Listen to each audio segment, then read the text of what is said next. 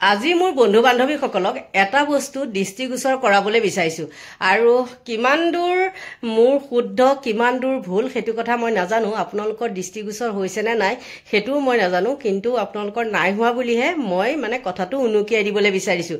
স্বাগতম জনাইছোঁ সকলোকে মোৰ আন এটি নতুন ভিডিঅ'ৰ মাজলৈ। এতিয়া আহোঁ মূল বিষয়টোলৈ দেই। আপোনালোকে সকলোৰে জ্ঞাত বাজেট অধিৱেশন চলি আছিল আৰু এই বাজেট অধিৱেশনত সকলো দল সংগঠন হওক বা কৰ্মচাৰী হওক সকলো কৰ্মচাৰীয়ে আহে তেওঁলোকে প্ৰতিবাদ কৰিবলৈ, যিহেতু তেওঁলোকৰ প্ৰাপ্য অধিকাৰ বিচাৰি আহে, কাৰণ তেওঁলোকে বাজেটত যাতে সেইটো ধৰি দিয়ে সেইটো কাৰণে আশাত বন্দী হৈ পেলাই তেওঁলোক আহে। আৰু এইবাৰ বাজেট অধিৱেশনত কিমান যে কৰ্মচাৰী আহিছিল আৰু মই ভিডিঅ' দিয়ে আছো, বহুতৰ চাকৰি হেৰুৱাবলগীয়া হৈছে নহয়নে? আৰু কিছু লোকে আঁচনিৰ নামত প্ৰতিবাদ কৰি পেলাইও বা অখিল গগৈ মিটিঙত গৈও কি হৈছে আঁচনি হেৰুৱাবলগীয়া হৈছে, নানানটা আৰু বাৰু সেইখিনি কথা বাদ। এতিয়া মই কওঁ শুনক, শিৱসাগৰত দেখিলোঁ টাইপা জনজাতিকৰণৰ নামত তেওঁলোকে প্ৰতিবাদ কৰিছে আৰু এই প্ৰতিবাদকাৰীসকলে একদম যি বগা বগা চাৰ্ট লগাই আহিছে। তেওঁলোকৰ মই কৈছোঁ দেই, এই টাইপাসকলৰ কি বগা চাৰ্টটো তেওঁলোকৰ সেইটো ইউনিফৰ্ম নেকি?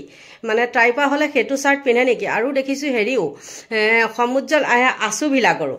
আৰু মই এইখিনিতে কওঁ অৰ্থটো, যিবিলাকে বগা চাৰ্ট পিন্ধি পেলাই প্ৰতিবাদ কৰিবলৈ আহিছে তেওঁলোক বাৰু কিমান নিকা? তেওঁলোকে এইটোকে দেখায় মানুহক, এই বগা চাৰ্টটোৰ নিচিনা আমি নিকা নহয়নে?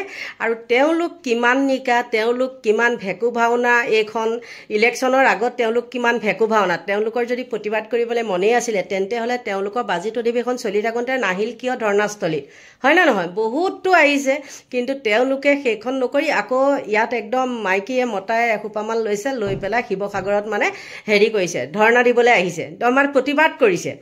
আৰু এইবিলাক কিমান গ্ৰহণযোগ্য কি এইবিলাক মই নাজানো, কিন্তু তথাপিও মোৰ এই হোৱাইট বগা চোলাবিলাক যে পিন্ধি পেলাই যে নাটক কিছুমান আৰম্ভ কৰে সেইটোক লৈ হাঁহি উঠে। আপোনালোকৰ হাঁহি উঠেনে নাই, সেইবিলাক দৃষ্টিগোচৰ হয়নে নাই সেইটো মই নাজানো, কিন্তু মোৰ হাঁহি উঠে। এওঁলোকৰ যে এই বগা চাৰ্টটো পিন্ধে তাৰ আঁৰত তেওঁলোকৰ মুখাবিলাক আপোনালোকে জানেনে? কাৰণ এওঁলোকৰ লগত আমি ৭০ সংগঠন লগ হৈছিলোঁ, গম পাইছে? এওঁলোকৰ লগত যেতিয়া আমি লগ হৈছিলোঁ, কিন্তু কি হ'ল লাষ্টত সকলোৱে অখিল গগৈক এৰি দিলে। অখিল গগৈক এৰি দিলে কাৰণ কিয় বাৰু? অখিল গগৈহে জাতিৰ হকে মাত মাতে আৰু এওঁলোকৰ এনে নাই, এনে মানুহক আবুৱা ভাৰি এখন ভেকু ভাওনা। মাজতে এইখিনিতে এটা উদাহৰণ দিওঁ মই। মাজতে শিৱসাগৰত দল সংগঠন বুলি ক'লে আৰু একদম উভৈ নদী, আৰু কিন্তু যিমানেই তাত দল সংগঠন আছে তাতেহে আকৌ ২ নম্বৰীটো বেছিকৈ চলে। অনা অসমীয়াই তাতেহে আকৌ মাৰ খায়, নহয়নে বাৰু? বেলেগৰ হাতত, বহিৰাগত বনিয়াৰ হাতত মাৰ খায়। তেনে এটা উদাহৰণ মই দিওঁ শুনক। মাজতে পাঞ্জা খেলুৱৈ এজনী ছোৱালীক যে মাৰপিট কৰিছিলে, আপোনালোকে বেয়া নাপাব দেই, কাৰণ মই কিয় কৈছোঁ জানেনে? শিৱসাগৰৰ কথা। শিৱসাগৰৰ মানুহখিনি মোৰ বহুত আপোন, তাত মই বহুত দিন থাকি পেলাই কাম কৰি আহিছোঁ, গতিকে শিৱসাগৰৰ মানুহখিনিৰ নিচিনা ভাল মানুহ নাই। আৰু কিন্তু ভাল মানুহৰ মাজতো তাত কিছুমান মুখা ধৰা গগৈ মানুহ আছে। সেইবিলাকৰ পৰিচয়টো পোৱা যায় কিছুমান মোৰে ভিডিঅ'ত কমেণ্টত, আৰু যেতিয়া মই সন্ধিয়া সময়ত লাইভ আহোঁ তেতিয়াও তেওঁলোকৰ মুখাধাৰীবিলাক গম পোৱা যায়, আৰু সেইবিলাক আৰু চামচা, গতিকে তেওঁলোকে মোক এটা দুটা বেয়া কমেণ্ট দিয়াটো সাধাৰণ কথা বুলিয়ে ভাবিছোঁ। ক'ৰবাৰ পাই গৈছোঁ দেই। আৰু তেতিয়া কি হৈছে জানেনে? সেই পাঞ্জা খেলুৱৈ ছোৱালীজনী যেতিয়া হেৰি হৈছিলে, মাৰপিট কৰিছিলে, তেতিয়া কি হৈছিল, তাইক গাড়ীৰ পৰা আঁতৰাই নি পেলাই মাৰিছিলে নহয়নে? ৰাস্তাৰ গৈ পেলাই কি হ'লগৈ জানে? ৰাস্তাৰ প্ৰতিবাদ, তাৰপিছত কি হ'ল, পিছদিনাখনেই কেইবাটাও একদম দল সংগঠন লগ হৈ পেলাই একদম প্ৰতিবাদত নামিলে, সময় দি দিলে, ইমান সময়ৰ ভিতৰত আমাক ক্ষমা খুজিব লাগিব, যদি আমাক ক্ষমা নোখোজে তেন্তে হ'লে নহ'ব, ইয়াত থাকিবলৈ দিয়া নহ'ব, কিবা কৰা নহ'ব, একদম ডিঙি শিৰ ফুলাই ক'লা চশমা লগাই খুব প্ৰতিবাদ কৰিলে। কিন্তু সকলো দল এইহাত সকলো, যিখিনি মই আজি ভিডিঅ'টোত লগাই দিম সেই সকলো, এই টাইপা সকলো। তাৰপিছত কি হ'ল জানেনে? কোনো ওলাই নাহিলে, কোনো মানুহ তেওঁলোকৰ বহিৰাগত মানুহখিনি কোনো ওলাই নাহিলে বা ছোৱালীজনীক আমি এইটো কাৰণেহে এইটো কৰিছিলোঁ নে সেইটো কাৰণে কৰিলোঁ সেইটো ক'বলৈ কোনো ওলাই নাহিলে। তাৰ কেইদিনমানৰ পিছত তেওঁলোকে তলে তলে হাত মিলাই কি কৰিলে জানেনে? নিজৰ মুনাফা আদায় কাৰণে একদম পেণ্ডেল এটা পাতিলে, অস্থায়ী পেণ্ডেল এটা পাতি পেলাই তাত একদম হেৰি কৰিলে, মানে মিটিং এখন দিলে। মিটিংখন দিলে কি মানে আমি আৰু এনেকুৱা কাম নকৰোঁ, দুজনী এজনী মাইকী মানুহ আহিছে, আহি তামোল পাণৰ বঁটা এটা দিলে, দিয়াৰ পিছত খেলা খতম। আৰু ছোৱালীজনীয়ে ন্যায় পাই গ'ল নহয় জানো? সেই ছোৱালীজনীয়ে ন্যায় পোৱাৰ পিছতো আৰু কিমান যে তাত নানানটা মানে এইবিলাক মাৰ খাবলগীয়া হৈছে, আপোনালোকে নিজে চাওকচোন বাৰু ভাবি। মই কোৱা কথাটো কিবা মিছা নেকি? আৰু মই আজি সেই টাইপাৰসকলৰ জনজাতিকৰণক লৈ পেলাইহে ভিডিঅ'টো অৱশ্যে হেৰি কৰিছিলোঁ। প্ৰতিবাদৰ নামত তেওঁলোকৰ মানে এনে কিছুমান ভেকু ভাওনা কৰি থাকে আৰু এইবিলাককে দেখি পেলাই হাঁহি উঠে, গম পাইছে নাই? হাঁহি উঠে। কাৰণ কিয়? তেওঁলোকে এইমাত্ৰ এখন কৰিছে নহয়, তাৰপিছতে যদি তেওঁলোকক টোপ দিয়ে আৰু তেওঁলোকে কি কৰিব, যিমানে চিঞৰ বাখৰ নকৰক, যিমানে যি নকৰক, তেওঁলোকে সেই বিজেপিকে ভোটটো দিয়ে। আৰু দেখিছেই যোৱাবাৰ উজনি অসমৰ পৰা হিমন্ত বিশ্ব শৰ্মাক আমাক কেনেকৈ হেৰি কৰিলে নহয় ন, বিজেপিক মানে কেনেকৈ জিকালে। বাৰু হিমন্ত মুখ্যমন্ত্ৰী হৈছে সেইটো বেলেগ কথা, সেইটো পিছৰ কথা। কিন্তু তাৰ পৰা যিকেইজন বিজেপি কেণ্ডিডেট উঠাইছিলে দেখিছে নহয় কেনেকৈ তেওঁলোকক ভোট দিলে। গতিকে এইবিলাকে এইখন নমুনা কৰি থাকিবলৈ বাৰু পাইছে কিহে? মানুহখিনিক আভুৱা ভাৰি থকা নাইনে বাৰু তেওঁলোকে এইবিলাক প্ৰতিবাদৰ নামত? হা? গতিকে এইখিনিয়ে আছিলে। আৰু মোকতো জানুৱে আহি পেলাই বহুত বেয়া বেয়াকৈ কমেণ্ট কৰিবহি। কমেণ্ট কৰিলেও কৰি থাকক, মই ডেম কেয়াৰ। যিমানে কমেণ্ট কৰক কৰি থাকক, নহয় জানো?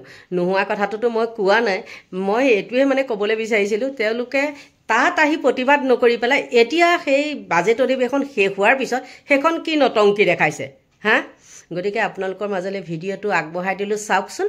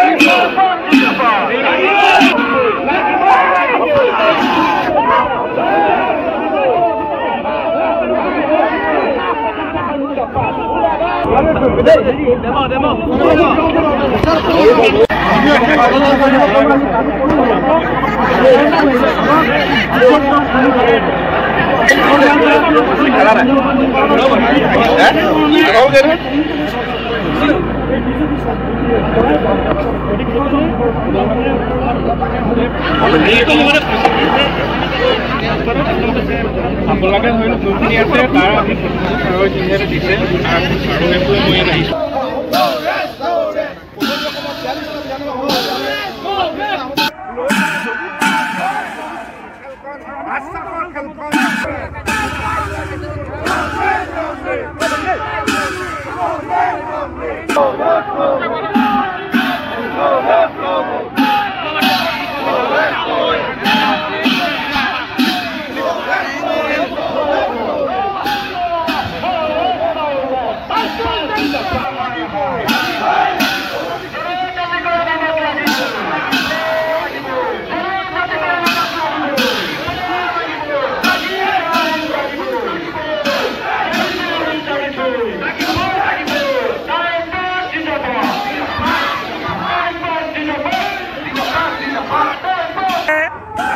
জনজাতিকৰণৰ কাৰণে আমি অনন্তকাল আমি অপেক্ষা কৰি থাকিব নোৱাৰোঁ। 2025 চনটো ডেডলাইন। আমাক 2025 চনৰ ভিতৰত জনজাতিকৰণ লাগিব। যদি 2025 চনৰ ভিতৰত আমি জনজাতিকৰণ নাপাওঁ, যেনেধৰণে আমি তৰুণ গগৈ চৰকাৰ উফৰাই দিছিলোঁ, ঠিক তেনেধৰণে ডক্টৰ হিমন্ত বিশ্ব শৰ্মাৰ নেতৃত্বাধীন এই চৰকাৰখন আমি উফৰাই দিবলৈ বাধ্য হ'ম। আৰু অনাগত দিনত সমগ্ৰ উজনি অসম ধৰি আমি বিজেপি দল আৰু চৰকাৰৰ বিৰুদ্ধে তীব্ৰ ৰূপত আমি অৰ্থনৈতিক অৱৰোধ, ৰেলপথ অৱৰোধ বন্ধৰ দৰে কাৰ্যসূচী লৈ সমগ্ৰ উজনি অসমৰ আমি স্তব্ধ কৰি দিয়াৰ দৰে এটা পৰিৱেশ আমি সৃষ্টি কৰিম। নাই ৰঙামাটি, নাই গুৱাহাটী, 2025 চনৰ ভিতৰত আমাক জনজাতিকৰণ লাগিব। শৰাইঘাটৰ দ্বিতীয় ৰণ্টি, সেয়া টাই আহোম যুৱকতকৈ আৰু কোনো নাজানে শৰাইঘাটৰ প্ৰশিক্ষণ দি আমি এই বিজেপি দল আৰু চৰকাৰক দেখুৱাই দিবলৈ বাধ্য হ'ম যদিহে 2025 চনৰ ভিতৰত আমাক জনজাতিকৰণ নিদিয়ে। হ'ব নোৱাৰে।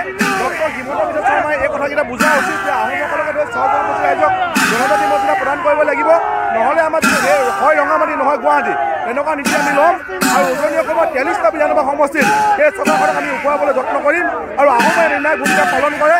গতিকে আমি যিকোনো মূল্যৰ বিনিময়ত হয় তেখেতলোকে আমাৰ জনজাতি মৰ্যাদা প্ৰদান কৰক, নহয় কিন্তু এই চৰকাৰখনক নিশ্চয় দেখিলে নহয়নে বাৰু তেওঁলোকৰ ভেকু ভাওনাখন। আৰু মই কোৱা কথাটো কিবা মিছা আছিলে নেকি? আৰু শুনক, মই এইখিনিতে এটা কথা কওঁ, মই যিবিলাক ভিডিঅ' দিওঁ তাৰ প্ৰমাণসহ মানে দাঙি ধৰোঁ, হয়নে নহয়? আৰু যিবিলাক মানে নিউজ নিদি পেলাই মই যিখিনি মুখেৰে কথা কওঁ তাৰ কিন্তু প্ৰমাণ ৰাখি পেলাইহে মই কথা কওঁ। আৰু যিবিলাক আজিলৈকে ভিডিঅ' বনালোঁ তাৰ সকলোৰে প্ৰমাণ মোৰ হাতত আছে। কোনোবা যদি দল সংগঠনকো মই যদি বেয়াকৈ কৈছোঁ বা কিবা মানে হেৰিকৈ কৈছোঁ, টানকৈ কৈছোঁ, ৰাফকৈ কৈছোঁ, টান ৰাফ একেই বাৰু দেই, ভুল হৈ যায় মাজতে, টানকৈ কৈছোঁ, সেইবিলাকৰো কিন্তু মোৰ হাতত মজুত আছে। গতিকে গম পালেই আৰুনো কি ক'ম, বেছি নকওঁ। স্বাস্থ্যও ইমান ভাল নহয়, কাহে ধৰি থাকে। ভিডিঅ'টো বনাওঁতে মানে মই কেইবাবাৰো কাঢ়ি লৈছোঁ। গতিকে সকলোকে ভগৱানে ভালে কুশলে ৰাখক তাকে কামনা কৰি মোৰ ভিডিঅ'টো ইমানতে সামৰণি মাৰিছোঁ।